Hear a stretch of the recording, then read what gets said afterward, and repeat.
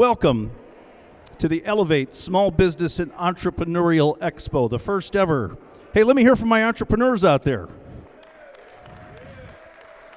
That's awesome. Let me hear from my entrepreneurs who are making any money. Okay, that's good. That's really good. Terrific. Well, you know what? We're really excited to be here today. This is a new event for the Hobart Chamber of Commerce, something a little different. Our intention for today was to bring those small business owners and those entrepreneurs out of their house and come here and talk with you, the experts in what it is that you do. Anybody that's ever started a business has a great idea, but at the same time also has one or two business deficiencies, right? Something you're just not, maybe you don't like to do it or you're just not any good at it. And the idea is to bring those people out here and then they can talk with you and talk about things like building a website or social media or insurance, you need to be covered, or finance.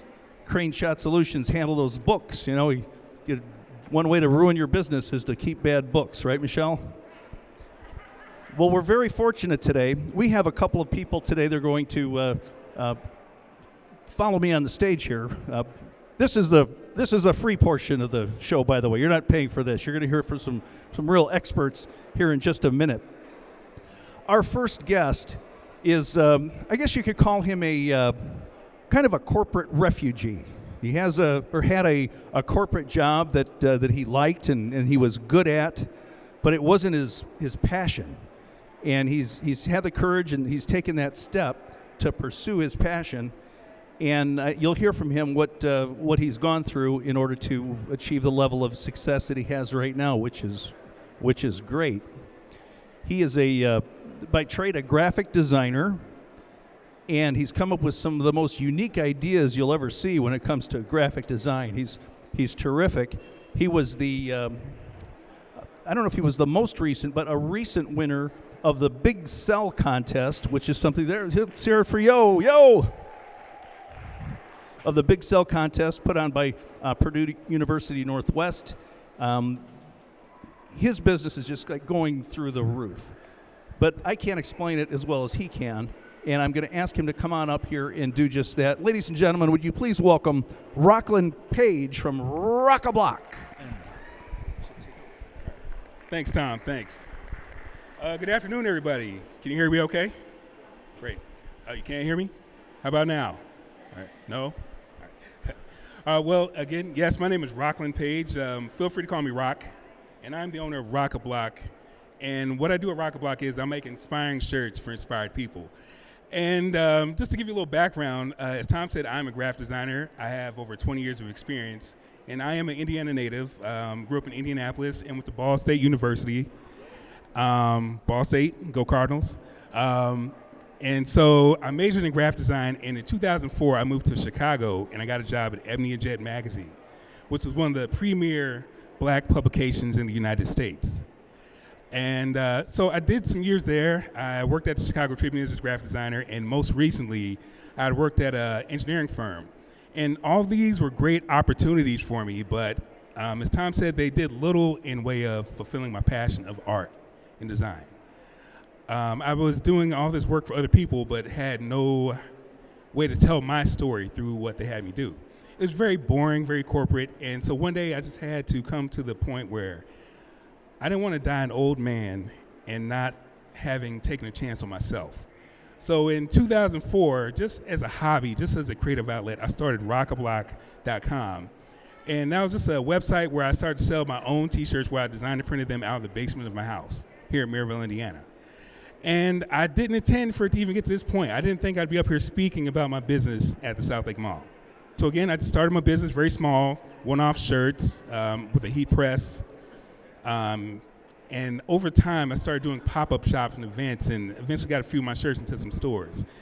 And one day, I decided to do a big pop-up shop called WakandaCon, which was in Chicago. And this was my first time ever paying for a booth. Wondering if anybody even liked my stuff, having to print more than one shirt at a time. And little did I know that people loved my stuff.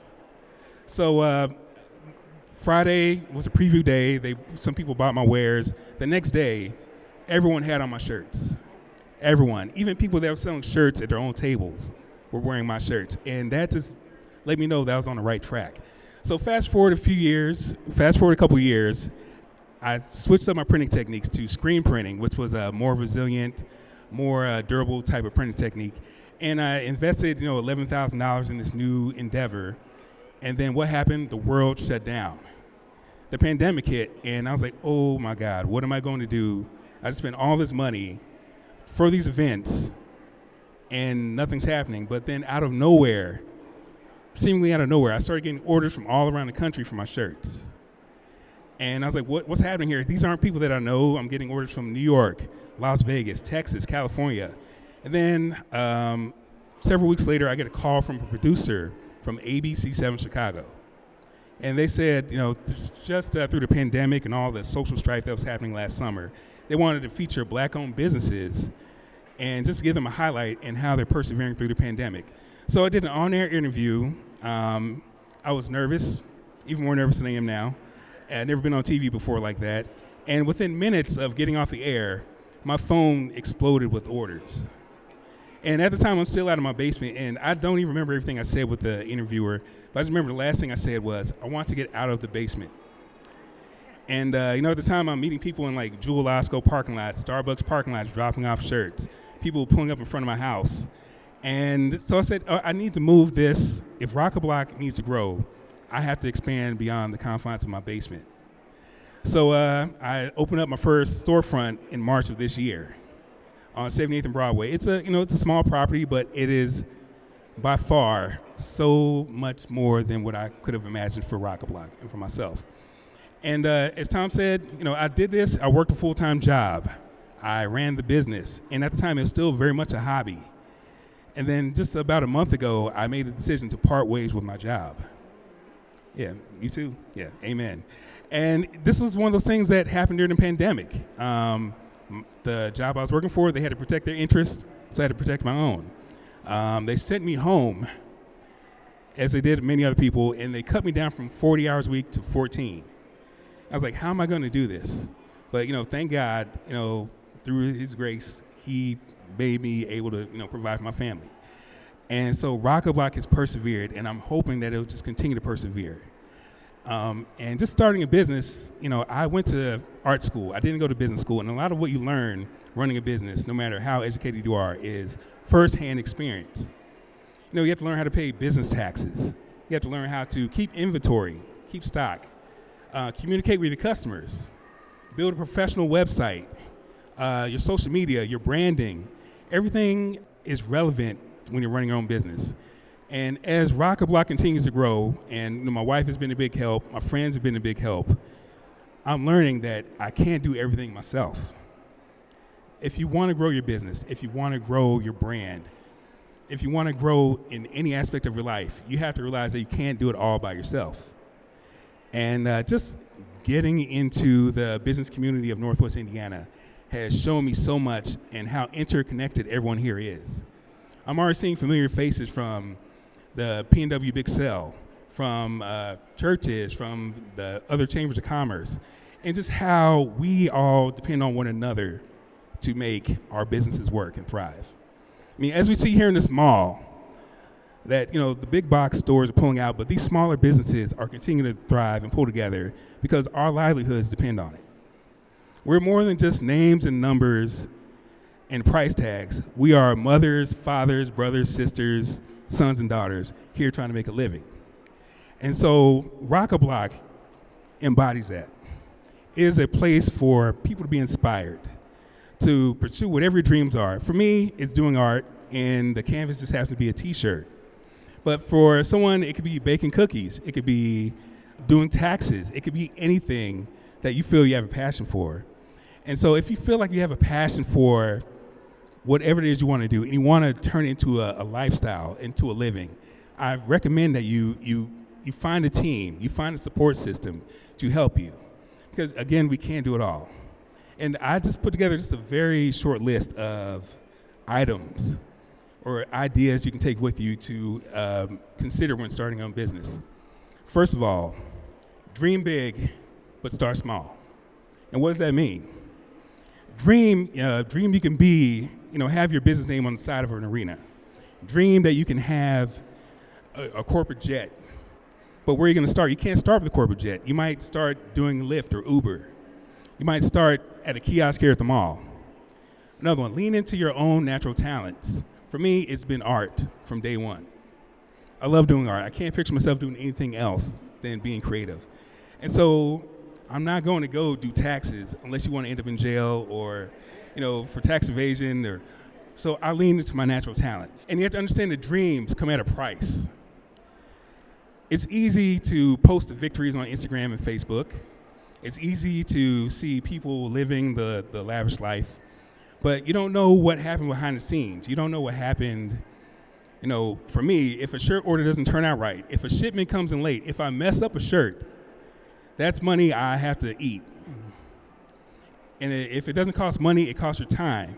It takes an investment. Just because my store closes at 6, that doesn't mean I go home at 6. Many nights I go home at midnight or later. Next up, develop your brand. For a lot of my clients, they say they just want a logo on a shirt or they need a logo designed. But your brand is more than just your logo.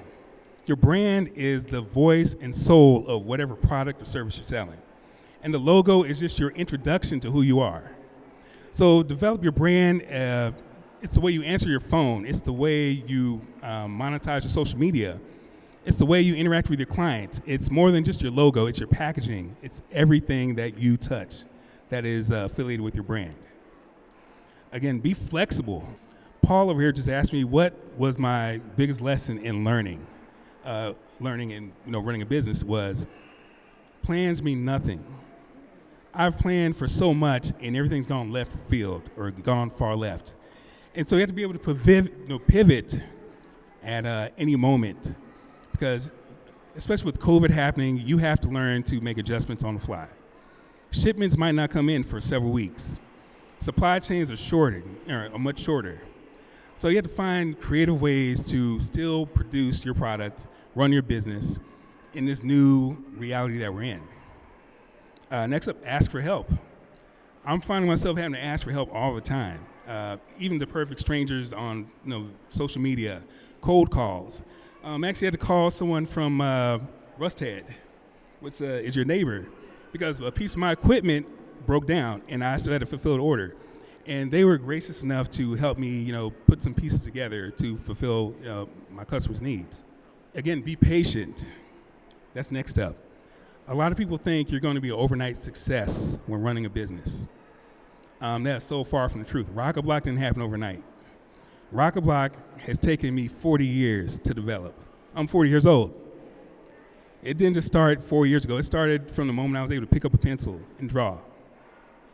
It started from the moment I decided that I wanted to share my art with the world. Again, next step, celebrate your victories, no matter how small they are. As Tom mentioned, I won first place in the P&W Big Sell. That was a huge, huge victory for me. I had no idea. I thought I bombed it.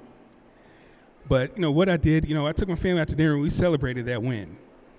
Because it wasn't just a win for ROCKaBLOCK. It was a win for me. It was a win for my community. It was a win for everyone who has supported me over the years. It's okay to make mistakes. That's the next step. No one's going to get it perfect every time. No one is Amazon. Not every person can be McDonald's, and we know they all make plenty of mistakes when you look in your bag and you realize you don't have your fries or your chicken nuggets. So be willing to make mistakes and learn from them. I think a lot of people make a mistake and they decide to quit. They decide to just give it up and think that they're just going to put their heads under the sand and not move forward with their goals. And finally, don't do it just for the money. If you do it for the money, you're going to always be disappointed because I believe you're never going to have enough. Of course, I could always make more money. I would love to make more money. But I do ROCKaBLOCK because I love it. I love the reaction I get when people see the shirts, when they put them on, when I'm at a trade show or an event, or someone comes into the shop and they just connect with something I've created right away. That is one of the main reasons why I did. This was a medium of self-expression that turned into a business over the years. And I'm sure many of these businesses started as just a way to feed their families, serve the communities, and then all of a sudden it just took off. So yeah, that is the story of ROCKaBLOCK and me, and just what I'm hoping to do in this community. I'm hoping to be a hub of creativity that might not already be here in Northwest Indiana. I'm looking to bring people together that want to pursue a vision of a greater purpose, of expression, of beauty that we can bring to our community. We have a ton of talent here in Northwest Indiana. People don't have to go to Chicago to get quality goods. People don't have to go to New York to get high-end fashion. They can come right here in our community and see what we have to offer. So, thank you. Sure. Rocklin, I do have a question. I know you talked about planning. It sometimes doesn't go the way you want. But how is it? How do you plan out how are you planning for 2022? What are your expectations, and where do you want to go from here? Well, my plans for 2022 are ever evolving. I realized I took a revisit to my business plan that I wrote in 2017, and it made me laugh because it was only like 3 sentences. And so I've had to evolve quickly. And so for 2022, I'm hoping to really grow the brand. And as I'm getting older and I'm realizing that I can't, keep my hands to the plow, so to speak, while doing this and speaking and growing the brand.